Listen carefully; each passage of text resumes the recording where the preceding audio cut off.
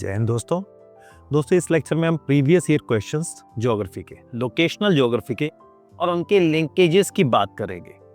कैसे पिछले क्वेश्चंस में से अगले क्वेश्चन, उसमें से आगे अगले क्वेश्चन, किस तरह से प्रीवियस ईयर क्वेश्चंस हमारे काम आ सकते हैं। इनफैक्ट ये जो लोकेशनल ज्योग्राफी है, अगर आप कोशिश करें 2-4 दिन में ही 5-7 क्वेश्चंस इसके मतलब जो भी यूपीएससी में पूछे जा रहे हैं मतलब इजीली अटेम्प्टेबल है।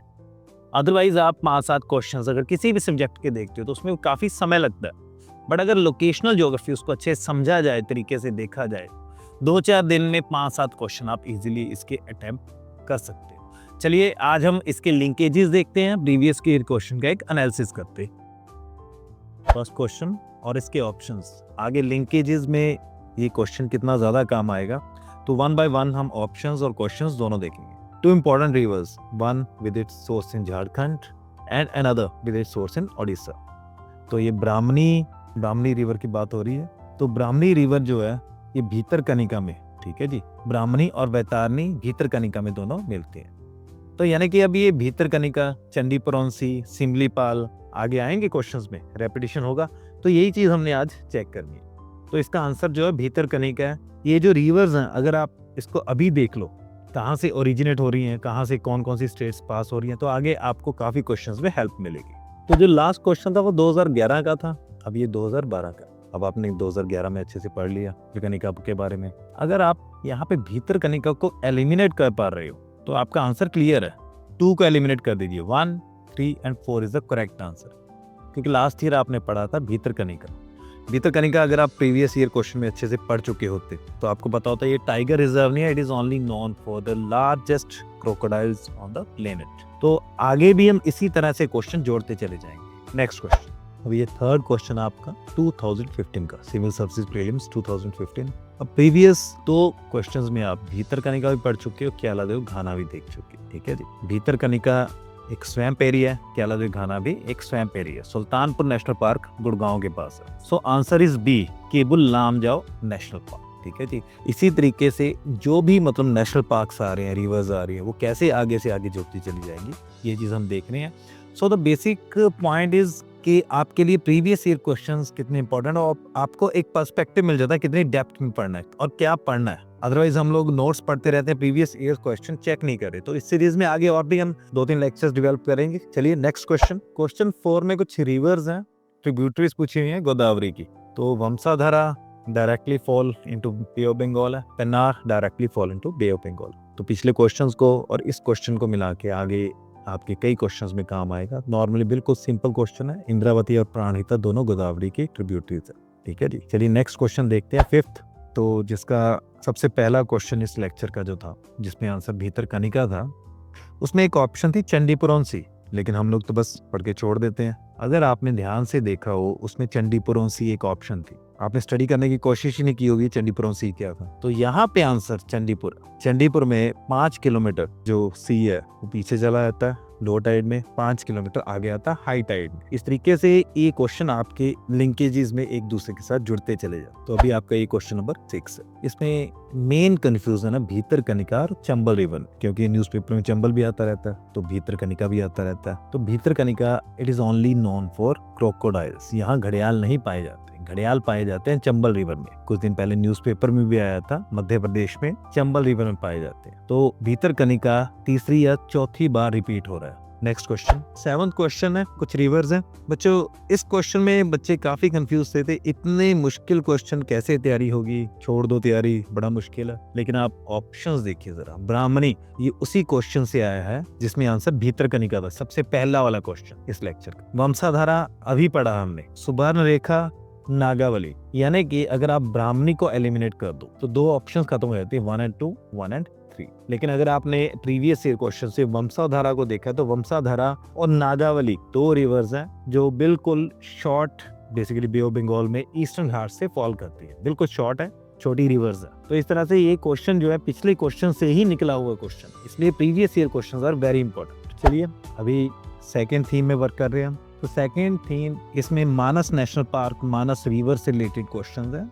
तो नेक्स्ट लेक्चर्स में भी इसी तरह प्रीवियस ईयर क्वेश्चन, क्योंकि ज्योग्राफी एक ऐसा सब्जेक्ट है, लोकेशनल ज्योग्राफी, जिसमें आप 5-7 दिन लगा के कम से कम 5, 7, 10 नंबर ले सकते। अगर ये आपको पॉलिटी में चाहिए, हिस्ट्री में चाहिए, you need to spend a lot of time, तो अभी इस समय 2 महीने 1.5 महीना रह गया प्रीलिम्स को, तो इजीली आप इन चीजों को ग्रेस्प कर सकते। क्वेश्चन है, consider the following protected area: Bandipur, Bhitarkanika, Manas, Sundarbans. Which of the above are declared tiger reserve? चलिए इसका आंसर तो हम पहले ही देख चुके हैं कि भितरकनिका को बाहर कर दिया, तो बंदीपुर, मानस एंड सुंदरबंस 1, 3 एंड 4 इसका आंसर है। नेक्स्ट क्वेश्चन देख रहे हैं सेकंड। तो ये सेकंड क्वेश्चन है, इसमें एक आधी ऑप्शन डिलीट हो सकती है जी। काजीरंगा नेशनल पार्क हो सकता है, क्योंकि मानस रिवर और मानस नेशनल पार्क आपने 2-3 बार देख ली। मानस रिवर के किनारे पे है मानस नेशनल पार्क, जबकि काजीरंगा इससे काफी दूर ब्रह्मपुत्र के नजदीक है। इसलिए अगर आपने प्रीवियस ईयर क्वेश्चंस के मैप लगातार देख रहे हैं तो आंसर्स काफी क्लियर हो जाते हैं। अब कॉर्बेट नेशनल पार्क है, गंगा के किनारे है।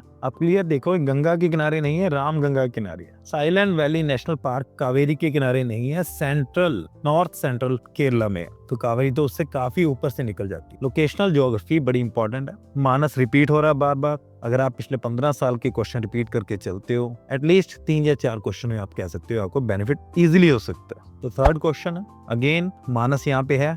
फिफ्थ ऑप्शन है जेमू, मानस। बच्चों अगर आप मानस देखो, मानस रिवर जो है भूटान से आ रही है, जबकि जेमू ग्लेशियर सिक्किम में है। अगर आपने मानस रिवर या मानस नेशनल पार्क पहले अच्छे से चेक किया है तो आप 5 को एलिमिनेट इजीली कर सकते हो, यानी कि इससे आपकी 2 and 5, 3 and 5 2 ऑप्शंस खत्म हो जाती है, 50% काम रह जाता है। ठीक है, इसी तरीके से आपने पिछले क्वेश्चन देखते चले, ये आपको काफी हेल्प हो जाती है। फोर्थ क्वेश्चन, कितनी देर से मानस कर रहे हैं? फोर्थ क्वेश्चन 2019 का सिविल सर्विसेज एग्जामिनेशन प्रीलिम्स का।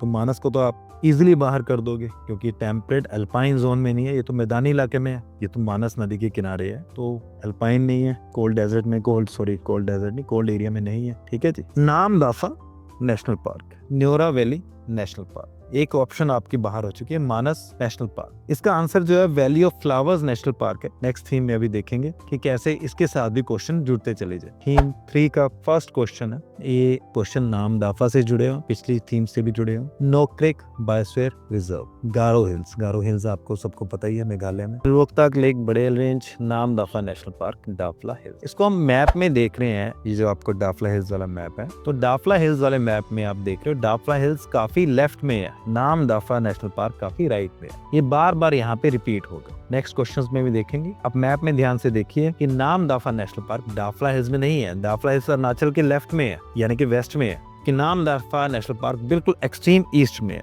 मैप चेक कीजिए, तो थीम 3 का दोबारा ये क्वेश्चन देख रहे हैं मैप देखने के बाद, Namdapha national park Dafla hills में नहीं है, तो 3 ऑप्शन इससे इजीली एलिमिनेट हो रही। Nokrek biosphere reserve Garo hills में ही है, ये भी क्वेश्चन आगे जाके रिपीट होगा। लोकताक लेक बड़ायल रेंज में नहीं है, लोकताक लेक मणिपुर में है, बड़ायल रेंज असम में। चलिए ये सेकंड क्वेश्चन है, काफी अच्छा क्वेश्चन है। Which one of the following national parks has a climate that varies from tropical to subtropical, temperate and arctic? Students, पूरी दुनिया में एक ही नेशनल पार्क है, एक ही जगह जिसमें दुनिया के सारे मौसम पाए जाते हैं। इसका आंसर वैसे नामदफा नेशनल पार्क है। रिड्यूस कैसे करना है, डिड्यूस कैसे, इसको लेके कैसे आना। अब जैसे आपको पता है कि कंचनजंगा तो हो ही नहीं सकता, कंचनजंगा इंडिया के कंट्रोल की हाईएस्ट जो पीक है, तो ये कंप्लीटली टेम्परेट जोन में है। नंदा देवी हाईएस्ट पीक है उत्तराखंड की, अगेन ये भी कंप्लीटली टेम्परेट जोन में है। तो आंसर सी या डी है, न्योरा या नामदफा। तो अगर आपको सिर्फ इतना पता हो कि जो न्योरा वैली नेशनल पार्क है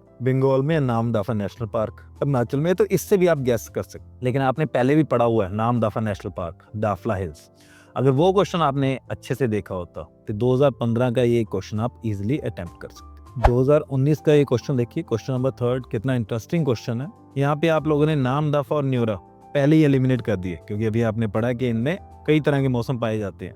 आपका क्वेश्चन क्या है, completely in temperate alpine zone में कौन सा? बच्चों मानस आप पिछली थीम में पढ़ चुके हो कि कंप्लीटली मैदानी इलाके में, तो answer valley of flowers national park बचता है। तो आपने देख रहे हो कि कैसे क्वेश्चन एक दूसरे का जुड़ते चलते जा रहे हैं। तो आगे भी 3 या 4 लेक्चर्स रहेंगे आपके लोकेशनल ज्योग्राफी पे, जिसमें हम ये सारी चीजें एक्सप्लोर कर रहे हैं कि कैसे प्रीवियस ईयर क्वेश्चन से आप जो है करंट क्वेश्चन सॉल्व कर सकते हैं, उनको स्टडी कैसे करना है। सबसे बड़ी बात है कि पर्सपेक्टिव, नजरिया क्या होना चाहिए। नेक्स्ट क्वेश्चन, फोर्थ क्वेश्चन है पीक माउंटेन्स। अभी आपने क्वेश्चन देखा 2019 का, नोक्रेक जो था 2019 का था या पहले का, गारो हिल्स में था। तो अभी ये कह रहे हैं सिक्किम में, गारो हिल्स तो मेघालय में, तो इस ऑप्शन को आप इजीली एलिमिनेट कर सकते हो। नंदा देवी आप पहले पढ़ चुके हो हो, 2 क्वेश्चंस में पढ़ चुके हो। नंदा देवी कुमाऊं हिल्स में, हिमालय में, यानी कि 2 ओनली सही आंसर है, क्योंकि नमचा बरवा वो जगह है जहां से ब्रह्मपुत्रा ग्रेट हेयरपिन जो टर्न लेती है तिब्बत में से। गढ़वाल तो एक पार्ट है ना उत्तराखंड का, नमचा बरवा बेसिकली तिब्बत में है। तो आप देख रहे हो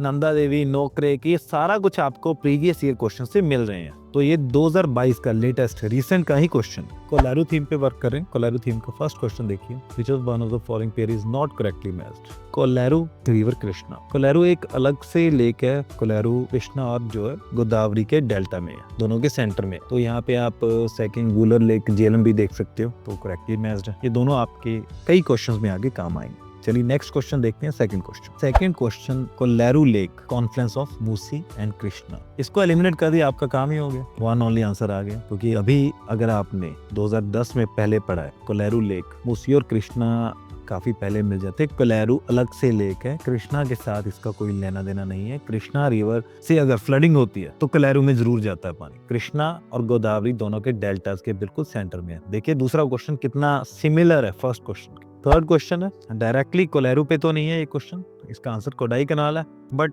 आप रिजॉल्व कर सकते हो क्योंकि नैनीताल और रेणुका दोनों हिस्टोरिक लेक्स है, ऐतिहासिक लेक्स हैं। तो आप रेणुका जी का तो किसी ऋषि से भी कंसर्न है, आप देख सकते हो नेट पर, मुझे ध्यान में नहीं है। तो नैनीताल जो लेक है, नैनी लेक, वो भी एक ऐतिहासिक लेक है, ठीक है जी। तो आपका जो कंफ्यूजन बचता है वो कोलारू और कोडाई कनाल में। तो कोलारू आपने अभी पढ़ा, वो नेचुरल लेक है, 2 क्वेश्चंस आप देख चुके हो। और एक इंपॉर्टेंट गेस, आप मतलब तुक्काबाजी भी कह सकते हैं जैसे, कोडाई कैनाल के नाम में ही कैनाल आ रहा है। कैनाल हमेशा आर्टिफिशियल ही हो, तो answer is Kodai canal, Tamil Nadu. Last question है इस लेक्चर का, काफी इंटरेस्टिंग क्वेश्चन है। फर्स्ट 2 ऑप्शंस अगर आपने प्रीवियस ईयर क्वेश्चन चेक किए तो आप इजीली देख सकते हो। Jhelum river passes through Wular lake, yes 2010 का भी क्वेश्चन देखा है हमने। Krishna river directly feeds Kolleru, again बार बार कृष्णा कोलारू। और ये क्वेश्चन कब क्या, 2023 का, सिर्फ 1 साल पहले का। तो आप देख सकते हो कितना ज्यादा इसमें जो है सिमिलैरिटी है क्वेश्चंस में, कैसे रेपिटेशन हो रही है। तो इस तरह आप देख सकते हो कि आप प्रीवियस ईयर क्वेश्चंस को जो है